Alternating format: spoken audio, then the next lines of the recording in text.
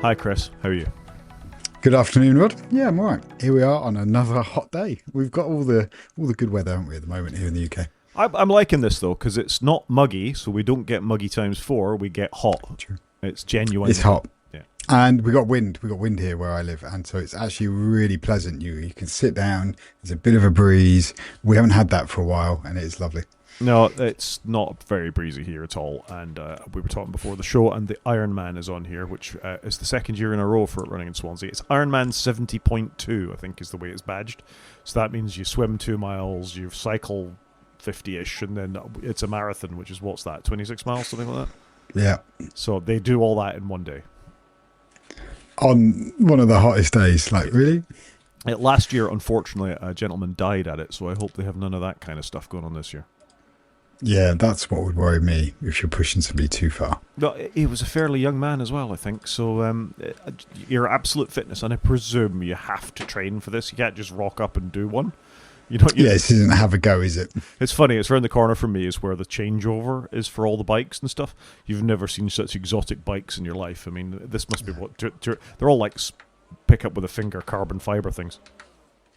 Yeah, well, I wouldn't be surprised. I'd quite like that. I like looking at bikes. I have no idea what good, bad, or indifferent is. They just look cool.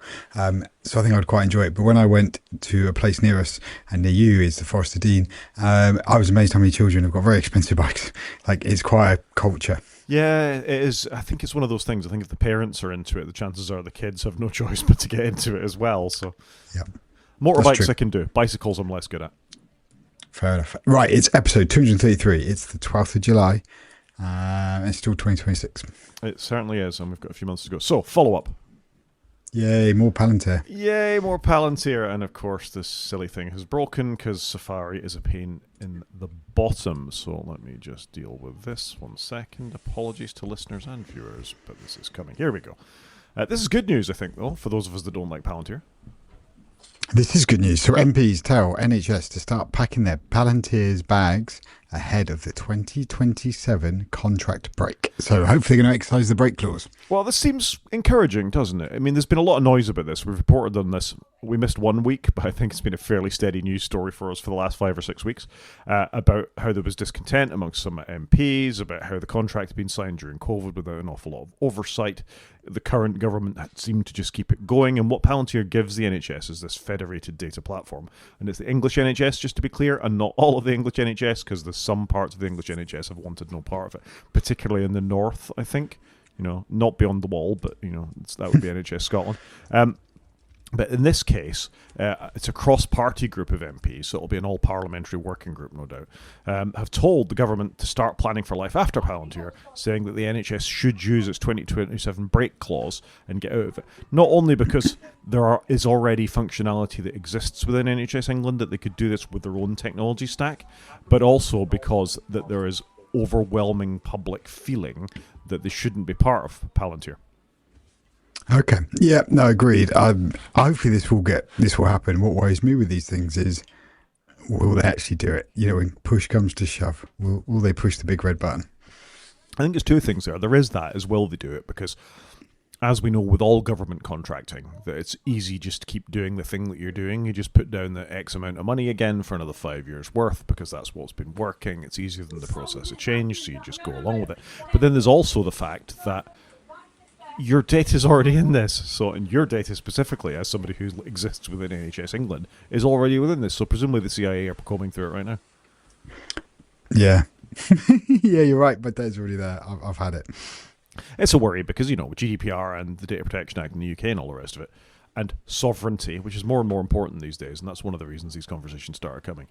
It's not good that, you've been handing over this kind of data to a, not currently hostile, but it's not inconceivable at some point a hostile nation, and that's probably the more concerning thing for me. Yeah, they can know loads about us. They know an awful lot about us. Our defence contracting, our police agencies, our health data.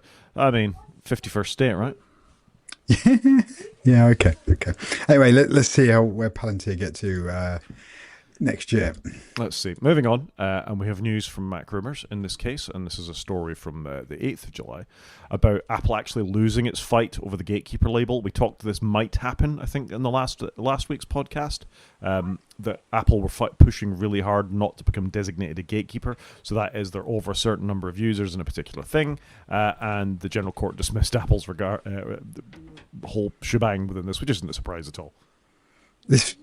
Why they even bother? I don't really understand, because they're a gatekeeper. They're massive. How can they have any argument that they're a gatekeeper in almost all aspects of its business, be it iOS, be it the App Store, be it a single core platform services, what is the way that they call it. So designated gatekeepers are prohibited from favoring their own services over those of rivals, which Apple do, and are prevented from combining personal data across different services, which Apple do. They also give users the option to use alternative app stores, kinda. Begrudgingly, I think you could put next to that one in brackets. But this was Apple's argument, wasn't it? That they said, no, but we've done this. You can have alternative app stores in the EU, but we all know that that's pretty limited option. It's pretty limited, and they're not doing it because they want to do it. They're doing it because they have to do it. And to be really clear, to be classified a gatekeeper, you have to have sales in the EU of at least €7.5 billion or a market cap of 75 billion or above. The designation also requires platforms or services to have more than 45 million active monthly users and over 10,000 active business users. There you go. I mean, there can be no denying that 10,000 is a pretty small number for business users when it comes to Apple.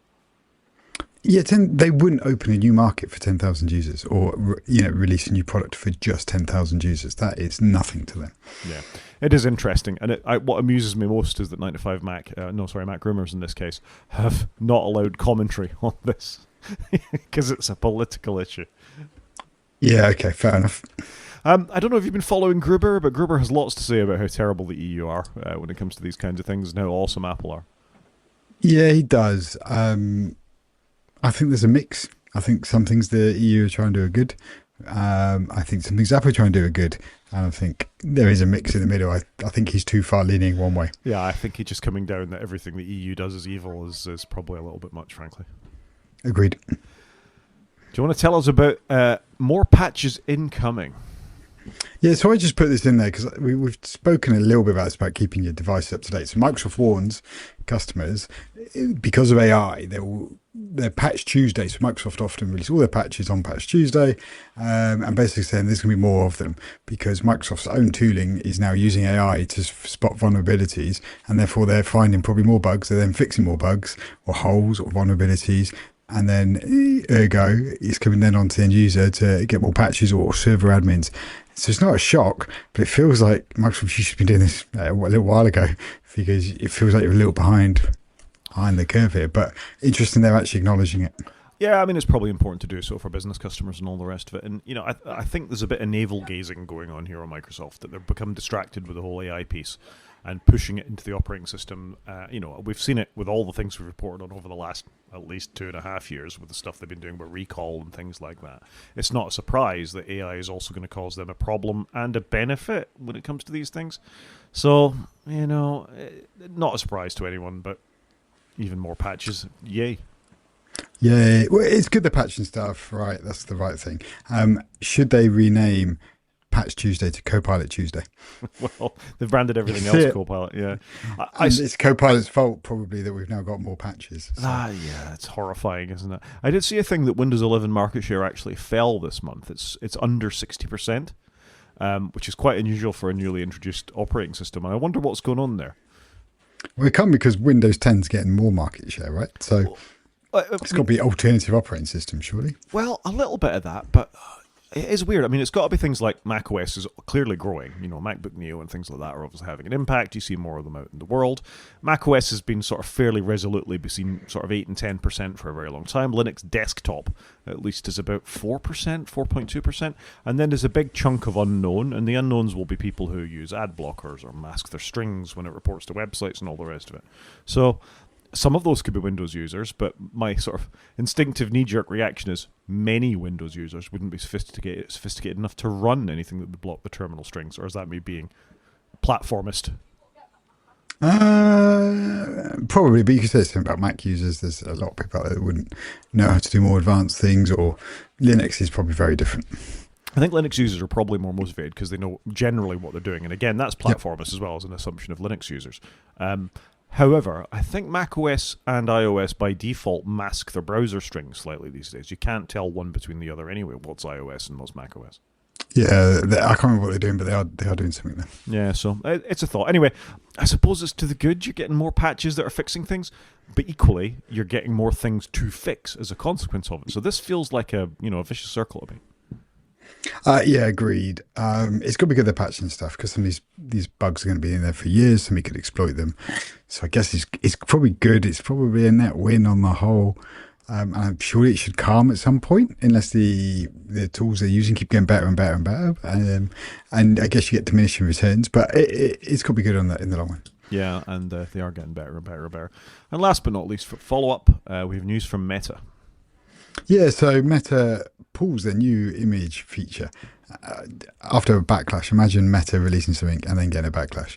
But this was the tool that basically allowed users to use AI to make fake images from content out of Instagram. So you could take anything that was for public consumption on Instagram and use AI to change it, manipulate it.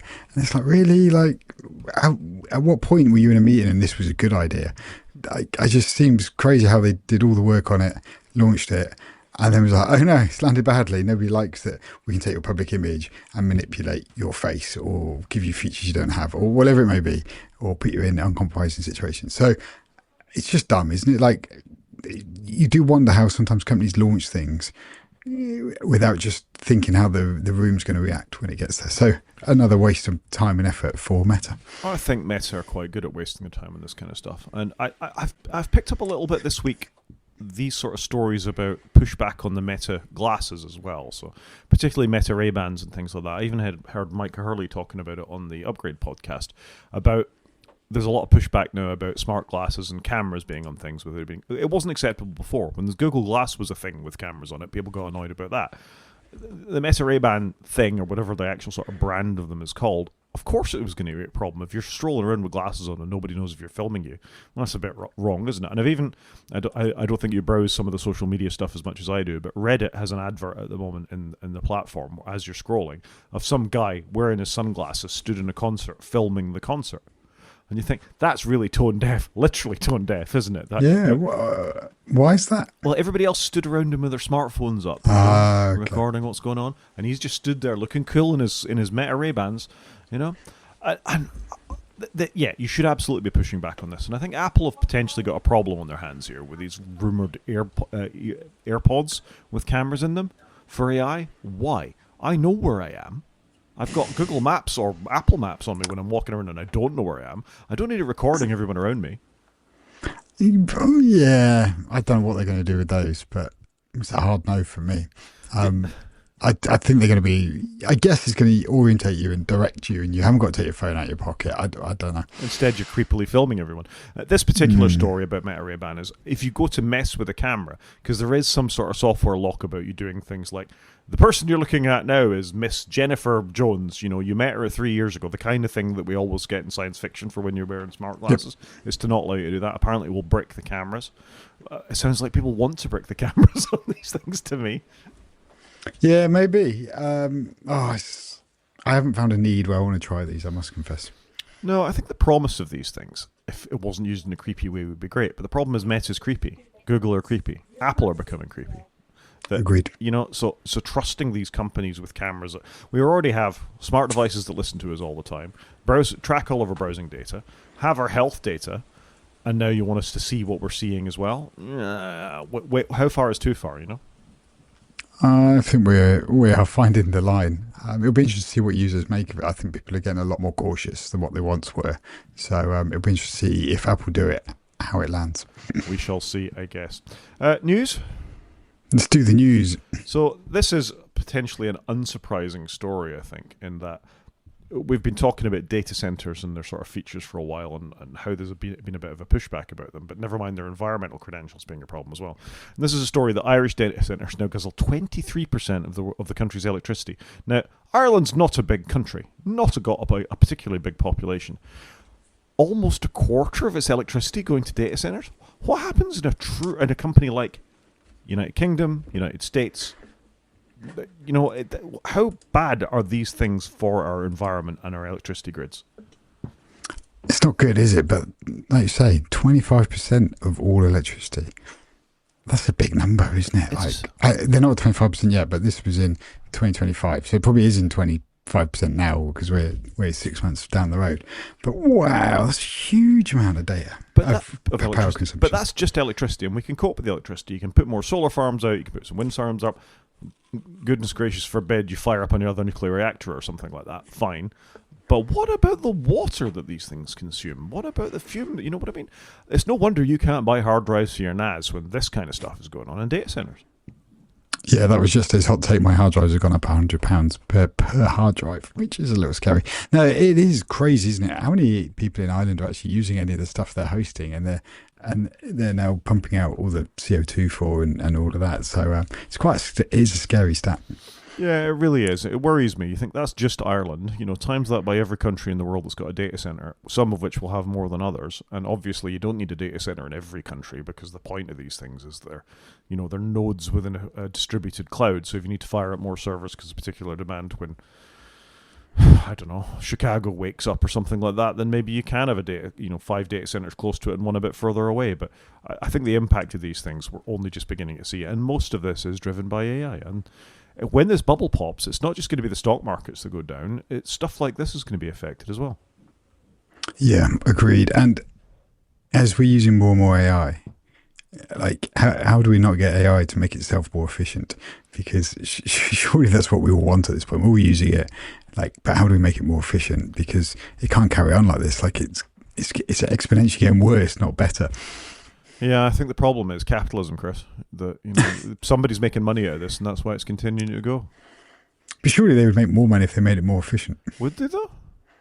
Well, they could just carry on selling you tokens as they are now, but it'd cost them less to service those tokens. I don't know. I think it's not like the prices of drop of the energy costs drop to the hard drive costs drop. They've got you in a bubble now. It's not like the oil industry was really great at making your oil cheaper every single time that there was a glut.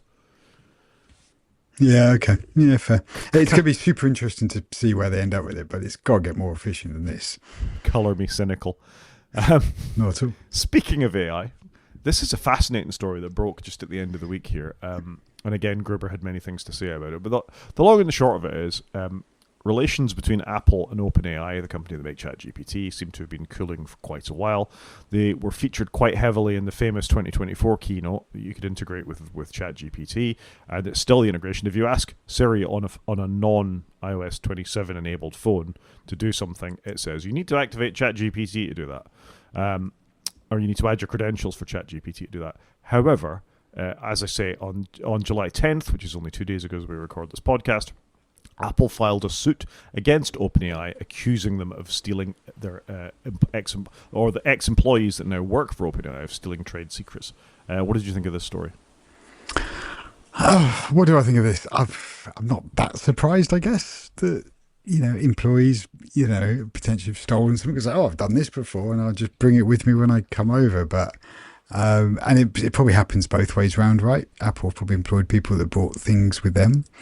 So I'm not that surprised, but and it's going to happen all the time, isn't it? But it definitely feels like OpenAI and Apple are not on the same page anymore. They once were, but they are clearly not now. Yeah, I mean, the lawsuit names Chang Lu and Tang Tan as two of the defendants. Tang Tan was VP of product design and left not long after Johnny Ive did. So the sort of crux of the lawsuit, as far as I can see it. And Johnny Ive isn't named in the lawsuit, but this is people that used to build devices for Apple who've moved to OpenAI, who have expressed an interest in building devices. And that feels similar. It's not about the AI fact or the AI chops that they're bringing with them. It's the fact that OpenAI has clearly stated, what's the name of the company? IO or something like that Johnny Ive started with them, where they're going to have devices. And that really is a problem because I'm sure Apple have got that trademarked up the wazoo. Yeah, you would have thought so. So yeah, super interesting what's going to fall out of this one. And I think OpenAI and integration into iOS is done. It certainly feels like it. Well, particularly when they move to sort of Gemini or Gemma's frontier models. It's interesting that 9to5Mac Apple actually gave them a statement. Apple never gives statements to this kind of thing. They put it out in court and they leave it there. So they're obviously clearly feeling the pinch on this one. Yeah, yes, it is odd for them to comment on literally anything. So yeah, well done. Yeah, so they got a statement, and there's OpenAI's as well. But the long and the short of it is Apple is accusing them of stealing the trade secrets. So yeah, it'd be interesting to see how this plays out. It won't be quick. We know that. They'll probably still be talking about this in 3 years' time. But yeah, fascinating. Isn't it amazing though that Apple probably had some trade secrets in AI that were worth stealing, because they haven't been like ahead of the game on this one. I don't think it's got anything to do with AI. I think it's got to do with the fact that here's a voice-enabled widget that responds to that sits on your desk like a HomePod or Siri or an agent like that in hardware. I think that's what it's got to do with. Yeah, you're probably right, because this is the next place they're going to go, isn't it? So it does make sense. In the statement, OpenAI wrongfully took Apple's secret and confidential information regarding our unreleased technologies, processes, and products. I mean, it's the products part. Apple are quite, if we all think back to the iPhone 4, they're quite defensive of their products and people stealing them. The one that got leaked. The one that got left in a bar. Yeah, that was a bad leak, though, wasn't it? And if you think of what the ongoing thing with, is it John Prosser from FPT, having a Zoom call with someone and seeing a version of iOS 26 running in the background, which is an ongoing lawsuit as well. Apple are quite spiky about this stuff. Yeah, well, they've got to defend it, and they've also got it's not really just getting money back for what's happened. It's more sending the message to stop people doing it in the future. That's why I imagine they really want to go with it, is having it as a deterrent. Yeah. Interesting. Like I say, bears watching, I think. Another thing that bears watching is you and the web if you're looking for a job. And this is just another expression of AI. We need to retitle this the AI podcast, all of our news stories about AI these days. Everywhere's heading that way. Yeah. This is a story that an Indian developer has written a tool called Autopilot Job Hunt, where you can bang your CV into this and tell it the kinds of openings you're looking for and the things you absolutely won't consider, and it'll go off at night and find job openings as they open for you. It won't actually apply for them for you, but it will sort of do all the configuration, the discovery, and all that kind of stuff, and then message you on the Telegram messaging platform to tell you that there's a job you might be interested in. Surely, though, the next leg is going to apply for you. You're going to go, yep, and it's going to go, okay, done. You can see it now. And then at the other end, you can have somebody with AI to read your CV and see if you're a good match. And you should be an amazing match because you've used AI to get you this far. And then the AI will talk to the AI, and there'll be no human beings involved in it at all, and nobody will ever get a job again. Yeah, and we use more data center, and Ireland will be up to 50-50 at some point soon. The world is over.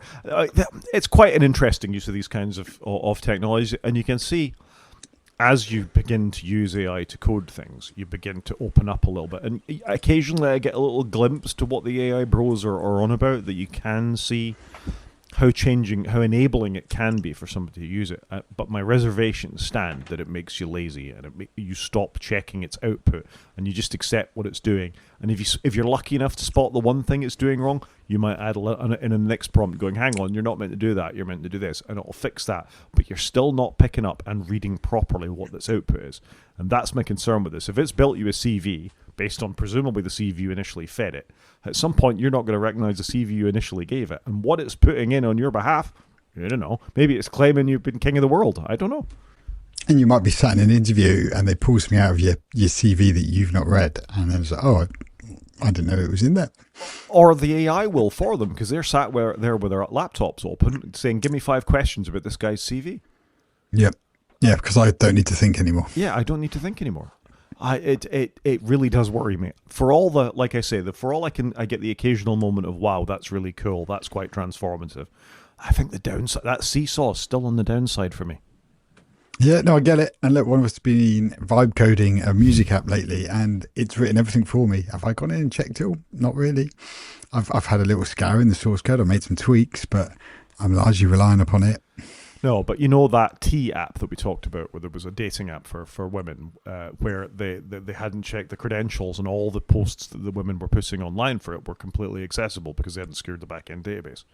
Staying away from that kind of stuff, or at least not checking that kind of stuff super rigorously, is so important. Your app doesn't do any of that kind of thing.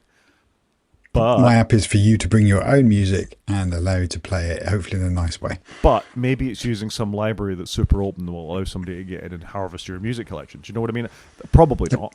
But because you don't have that level. I mean, let's face it, human coders left those kinds of things open all the time anyway. So I mean, maybe it's not moving things on too far, but it's just that confidence in what you've written that we need to be a bit surer about. No, I agree. I've got two libraries in there. One is lame for encoding MP3s, and one is one to look at network shares. But the network shares one, I don't know. What does it do? Do we know? Yeah, we don't know. Moving on, and this is a bit of a sad one for me, really, is you're probably a little bit too young for this, but one of my first entries to handheld computing was my Psion 3A. I loved that thing. It was a handheld tablet with a keyboard. I don't know, it was, if I unfold my hands here to the camera, it was smaller than that. I should probably find a picture of one, really. This is the story about David Potter, who invented the Psion brand, really. They started in the sort of the late 80s, I think. By the time the 3A came along, it was early 90s. And I did all sorts of stuff. At the time, I was a working intensive care nurse. I had a load of my drug calculations put into it. I started writing things in there. It had its own a version of an SD card, a very early version of an SD card that you could store things on. It was just a terrific device, my Psion. And I kind of miss it. So yeah, Psion Series 3 in 1991, and then there was a 3A. It had a backlight on it. It was only a black and white screen. The battery went forever. It was sort of like a precursor of e-ink, just an amazing device. And the OS Symbian was eventually bought by Nokia, and that became sort of the underlying operating system that eventually became WebOS. So you can actually trace this thing's roots back to then. Yeah, and I remember a friend at uni who had a Psion 5, I think, and you could take all the notes on it. It was a cool device because it had a keyboard, and you could get data into it quickly, which you couldn't do with other devices. So yeah, I do remember them. I never owned one, but I always thought they were cool. And like you say, they've obviously got quite a lot right. Yeah, they did. I've just found an eBay listing. I mean, look at that. It had a proper keyboard for what was a small device. It was in a little clamshell thing. It was a beautiful little thing. And the thing I really liked about it was in the operating system, it had these hard keys here just to flip you between the things on the system. So, system to control the operating system, to go straight to a little database thing. It had its own word processor, it had a calendar. I think eventually you could get like a modem plug-in for it as well, so it could actually connect to the internet. I mean, it was so ahead of its time. Yeah, they were cool. And I had a Palm, which was cool, but you couldn't type on it. And that was you just couldn't get data in as quick. Yeah. Terrific device. So well done, David Potter. You made it. You made a little impact on the planet there. Yeah, and he's passed away at the age of 82. It's not bad going. It's been a bad week for people over the age of 70. We had a few deaths in the United Kingdom, including locally for us, Bonnie Tyler. Yeah, Bonnie Tyler. Yeah, you're right, though. It often happens in threes, though. It certainly does. Media? Yeah, go on then. Let's do the media. So a couple of stories about the BBC, really, or at least UK broadcasters. So first one from Engadget. Apparently the BBC are talking again about coming up with a unified player, so iPlayer or 4OD or whatever it's called these days would become one thing. I don't necessarily know that's a bad thing. It would cause less confusion. It wouldn't overly bother me. I don't think I'd nip in and out to watch a TV show. Why do they want to do this? What problems have we got now? Do you think they're going to cross-fertilise a little bit? Well, let's face it. I think Channel 4 is slightly funded by the BBC. Some of the license fee goes towards Channel 4, so they're not entirely independent entities. Okay, makes sense. So there's that, and S4C is in a similar position. ITV is different. ITV is entirely funded by commercial broadcasting or adverts. Well, soon to be Rupert Murdoch. Well, is it anymore? I think it's not. I don't know anymore. NBC Universal or something like that. It's all very confusing. And this is the news that Sky is going to buy ITV. So we've got BBC One here in the UK going to merge with Channel 4. We've got ITV, which is Channel 3, is going to move over to Sky. So it's, all change, isn't it? But again, it's just another thing where long-established businesses are struggling, and therefore they have to change how they operate. Yeah, and again, I pay a little bit of money for Channel 4's player. I don't pay any for iPlayer because I pay my license fee. Same. And that's as it should be. I don't have any particular problems with them sticking all these things together. I wouldn't mind if they put ITV in there as well. This is effectively bringing us back to a British version of BritBox, though, right? We had BritBox, didn't we? Yeah. I don't know if that's still going, but It's certainly not still going in the UK, but I've got no problem with this. There's quality programming and all these things. I don't mind us having a national broadcaster. I think there's a certain amount of history with the BBC and Channel 4. There'd be no Taskmaster without Channel 4. There'd be not an awful lot of missing broadcasting without the BBC. However, I have a feeling they're failing to move with the times to a certain degree. Yeah, that's got to be the issue, isn't it? Yeah, which leads us beautifully into our next story, actually. That I may have forgotten to put in here, but that's very annoying to me. But the story is that there is a push by UK government to have national broadcasters float to the top of your YouTube algorithm. You've got it down in the main show. we're going to talk about it. That's fine. Well, let's talk about it there then.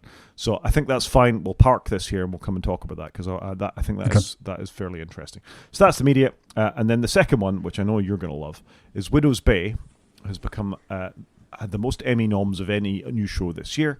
And have you watched any yet, Chris? I haven't watched any TV, really, if I'm being honest with you. I've watched a little bit of Wimbledon, which I can just see out the corner of my eye. I think that's it, really, a little bit of Wimbledon. I've barely been at home, I must confess. This is good news. I think Widow's Bay is a great new show. Fine Welsh actor Matthew Rhys is in there as well, who has been nominated for a Best Actor award as part of this. I thoroughly enjoyed Widow's Bay. I thought it was quite well done. And there's lots of Apple shows nominated within this. I just want to point out the Emmys webpage, though. I don't know if you've had a chance to look at this, Chris, that this is the most stupid way of actually seeing who's been nominated for anything ever. So you get presented with this, and you can go and you can download it all, and that's great, and you can look for particular awards. But to find anything, you actually need to click in to whatever thing it is you're looking for to find out what's been nominated. Okay. Yeah, okay. So you're going to each one to see the icon. Yeah, it's just... Why would anybody want to do that? Yeah, it's not fantastic, is it? It's really not. But looking at this, so I've clicked on Outstanding Comedy Series. We have Margot's Got Money Troubles is an Apple show. Shrinking is an Apple show. And Widow's Bay is an Apple show. That's pretty good going. Yeah, 3 out of 9, I think that was. So That's the third. It's not bad. Just again, lead actor. Matthew Rhys for Widow's Bay. Jason Segel. Both Apple shows. Yeah, for Shrinking. Yeah, they're doing all right, aren't they? They're doing fine. And so it goes on if you go through this. In fact, if I go to supporting actress, which is what I clicked on before, there's 2 for Widow's Bay. So you get Dale Dickey for Widow's Bay and Kate O'Flynn for Widow's Bay. Oh, and actually, Michelle Pfeiffer from Margot's Got Money Troubles. It's also an Apple show. Oh, and Jessica Williams for Shrinking. So they're owning it. So that's 4 out of 7. Yeah. On Apple shows. Yeah, that's very impressive. It's very impressive, and all credit to the artists involved with this. They're obviously doing some great work, and I will say both Dale Dickey and Kate O'Flynn are tremendous in Widow's Bay. I haven't seen Margot's Got Money Troubles, although it's on my list. But well done, Apple TV. It's really firing on all cylinders. Yeah, they've kept their guns of quality, haven't they? I think largely. I think they're doing all right.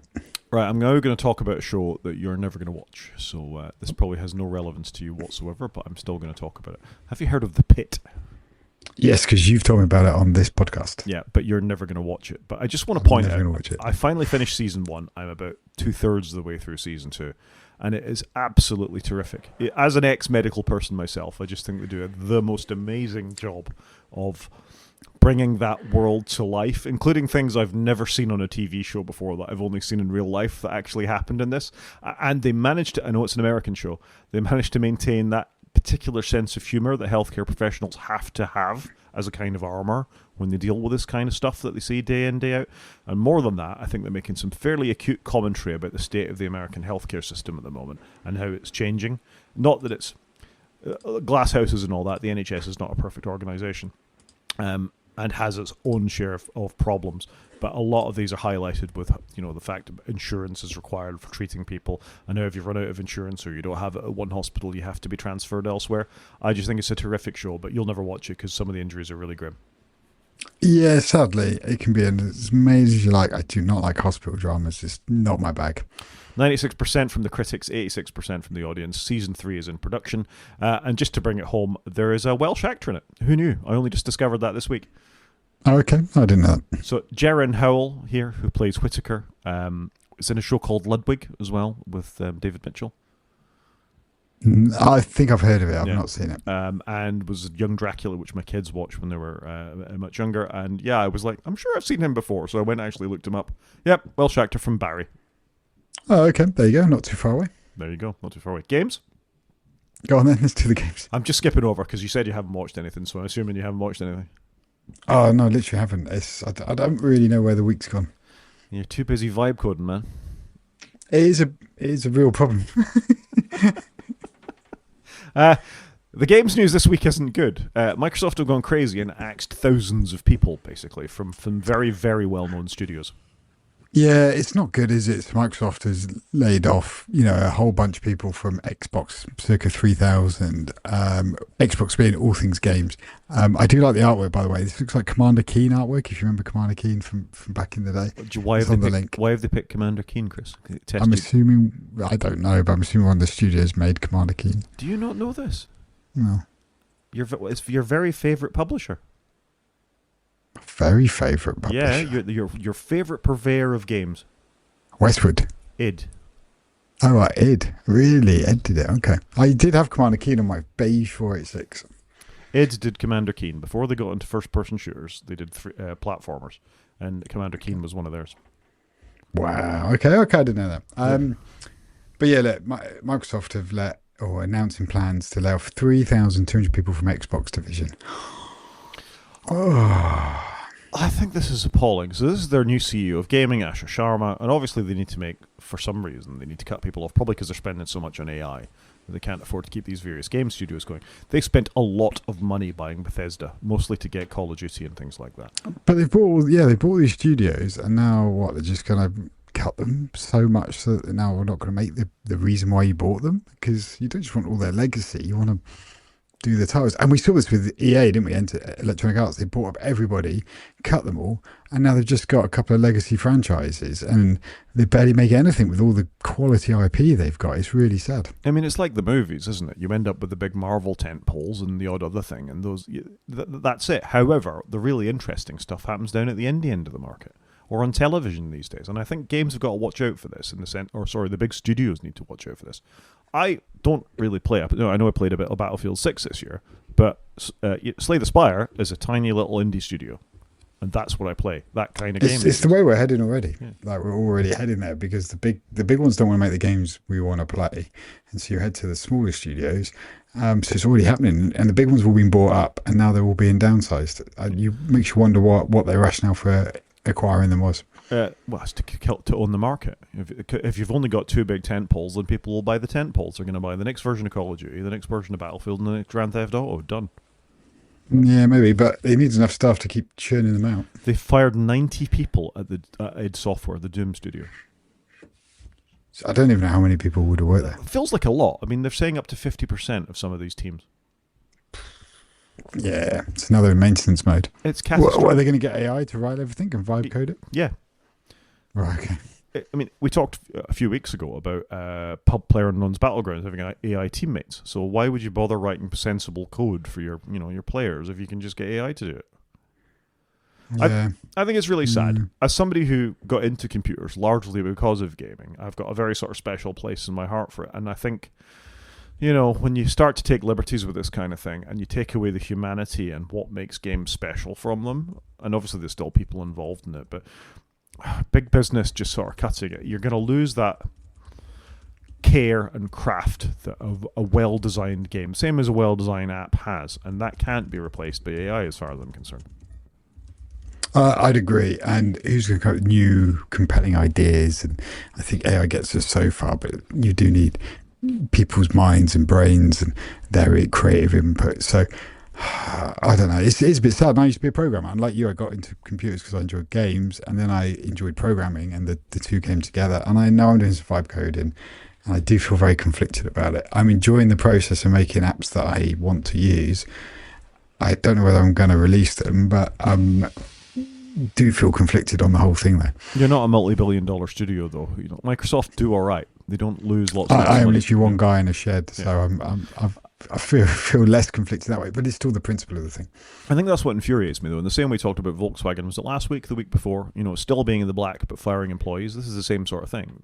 Have they seen the writing on the wall and there's no money in this for them, so they just aggressively cut them and strip them down? Well, where is their money going? Because Microsoft do all right. Yep, and we're going to end up with them owning these assets again, a bit like Electronic Arts, like they owned The Sims, which was an amazing game. Everybody played it. and then they kind of just killed it. Really, they haven't done anything with it, or they owned SimCity and just squandered it. Command and Conquer, the IP just never really went anywhere. It did really well, and then it fell off a cliff, and that's what worries me. Are we going to have the same problem now with all these great names and brands that they've acquired, and they just end up dying on the vine? Sad. Agreed. I feel I need to reverse. Maybe it was Apogee that did Commander Keen. I was very certain it was Id, but we should probably check on that for a bit of updates. In the meantime, should we do a quick main show? Let's do it. So, already there's been a hint about this, and this was it's a green paper at the moment that came out, published by the UK government this month, about they want to inflict into the YouTube algorithm that established media would have more visibility on YouTube and TikTok, on these kinds of platforms. So what that would mean is, if you ever go to YouTube and you get the recommended stories at the top, if they identify you as being in the UK, BBC stories, ITV stories, Channel 4 things, Channel 5, any UK platforms would be bubbled to the top of that every single time, despite what your choice would be and despite what the independent creators were doing. I'm putting faces. I don't know what I think about this. I was reading the story earlier and I was feeling conflicted. So I don't watch much YouTube at all. I dive in for the odd video and then I leave. But my children watch a lot of YouTube and they seem quite well informed of what's going on in the world. But how do I feel about that them and other people would get steered towards what is deemed the most suitable source of their news, whereas they may not want that. They may have their own choices, their own outlets. That's why I'm feeling a bit conflicted with it. We feel like we're going to be channeling people to get the news from where we want them to get the news. It's difficult, isn't it? Let's face it. The established broadcasters already get money from the government, from our taxation, particularly the BBC, from what goes on. So why should they be pushed to prominence on a platform that values its own algorithm, so it wants to pick what it picks to push players to the top, but also over user choice. If you subscribe to particular channels, then that's what should be prioritized.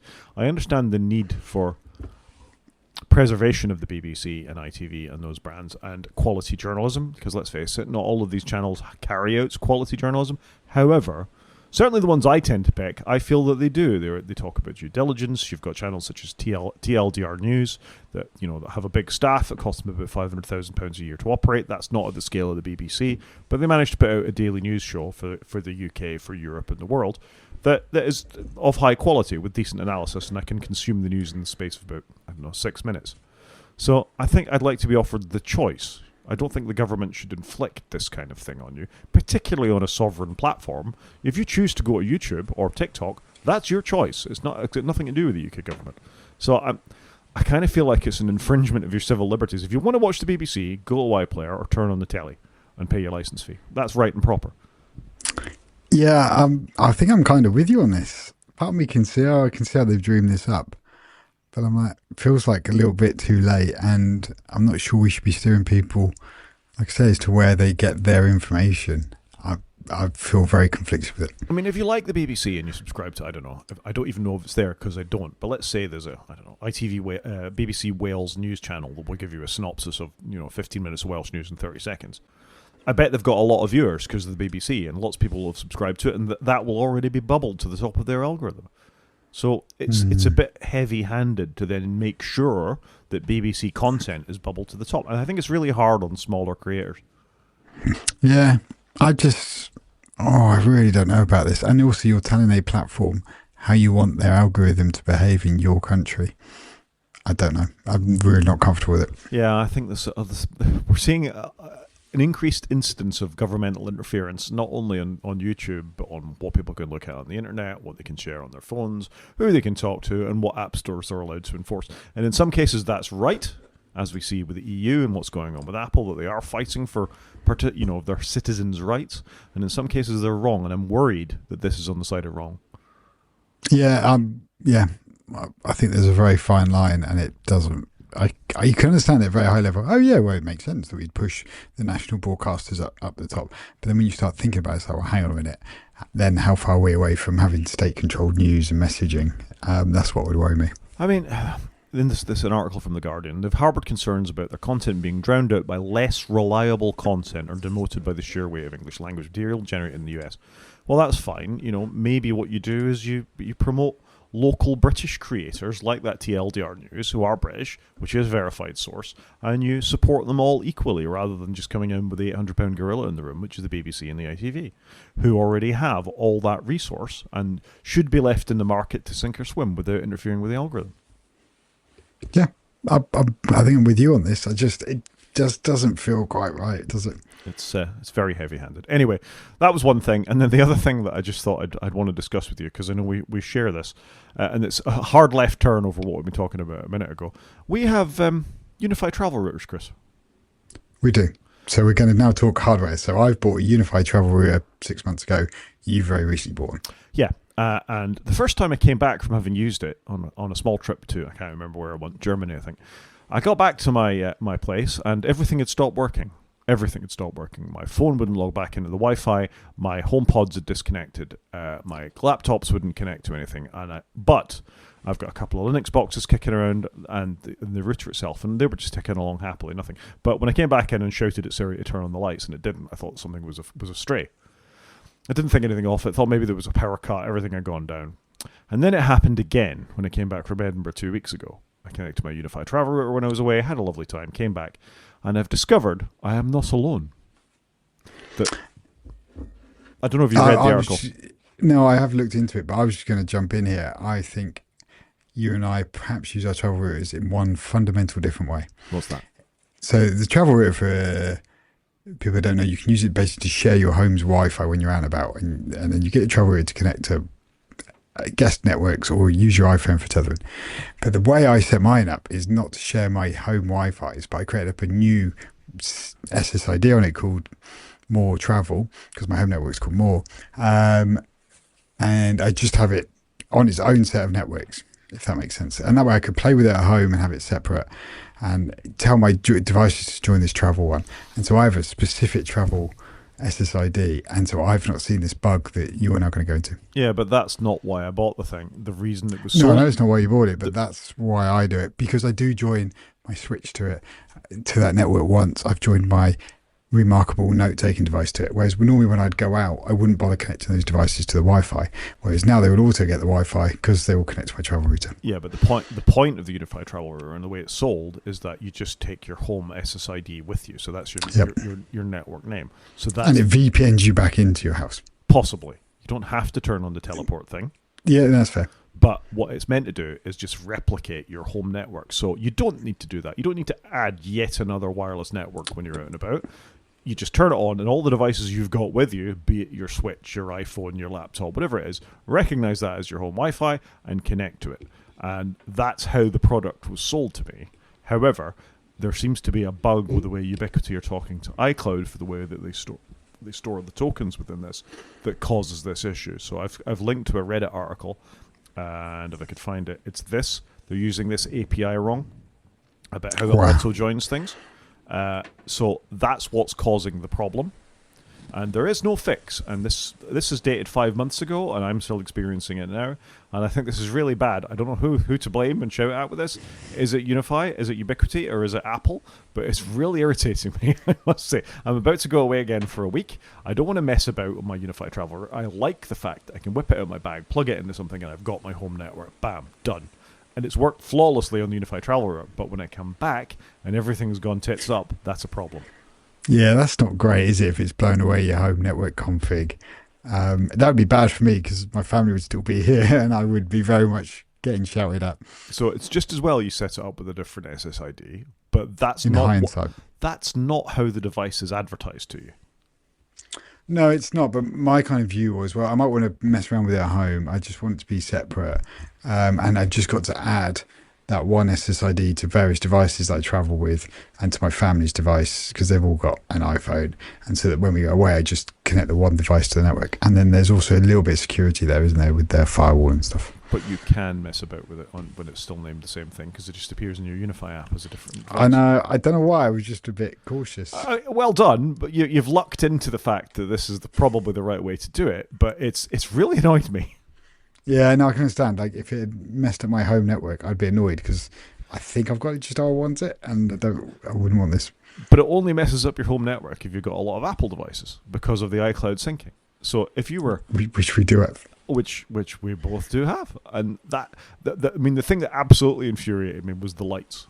The fact that my Matter lights wouldn't work anymore because the Apple TV had dropped off. It was the Matter hub for it, so I had to rejoin all my Apple devices to the home network again. Again, the Linux devices were absolutely fine. The PlayStation was absolutely fine. This is ridiculous.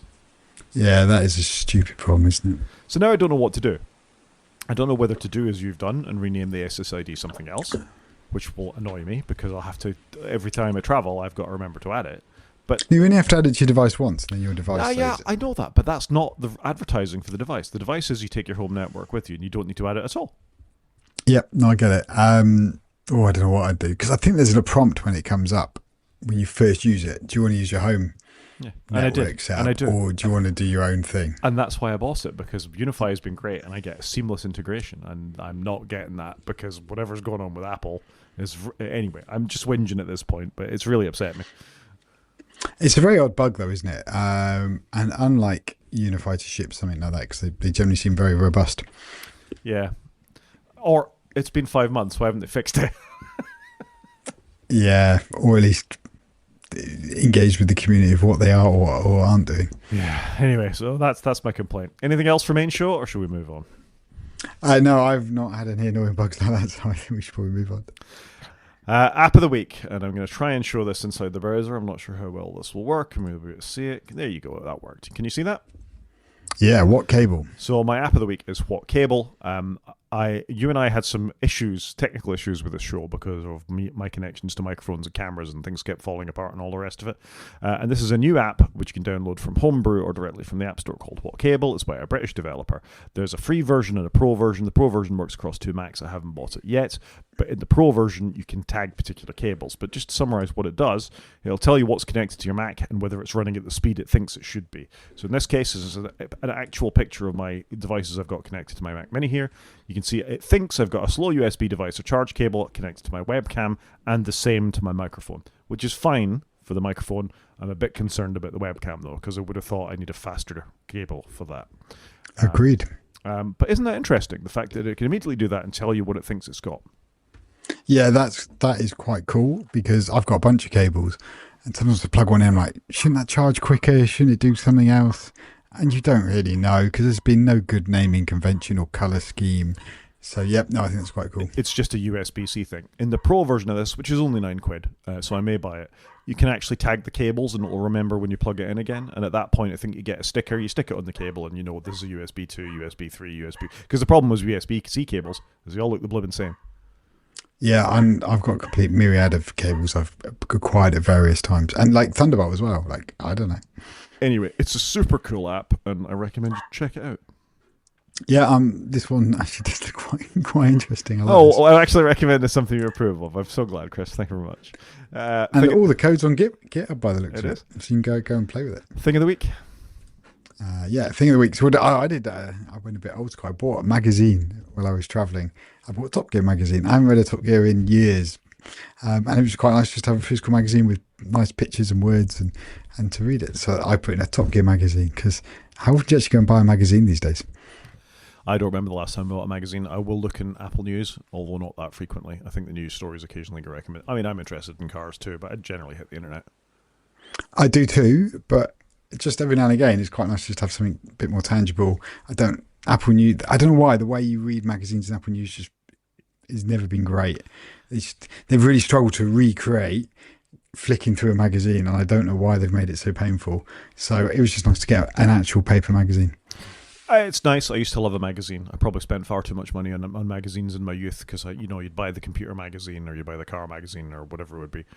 Not that I was one of the loaded generation, but I may have seen the odd issue of Maxim or something like that, which were terrible magazines for the time. But a physical magazine is not a bad thing. Was it Newsstand? Was that the original Apple app that kind of went away? Yeah, it was rubbish. That's why they haven't got this right. Even on iPads, they haven't got this right. The iPad is made for this, and I like looking at the newspaper on my iPad. It's just a PDF, that's fine. Yeah. But I like reading a paper that's formatted as a paper, because I find you're more likely to pick up on ad hoc stories than you are if you just purposefully go and browse the net, I guess. Very true. I think we call that a show, Chris. I think so. So if anybody wants to get in contact, Rod is at g5manic@mastodon.scot. I'm at _cgp at mastodon.social. You can watch on YouTube by going to wakefromsleep.com and click on the YouTube link, or you can drop us an email, wakefromsleep@protonmail.com. Talk to you next week, Chris. Cheers, Rod.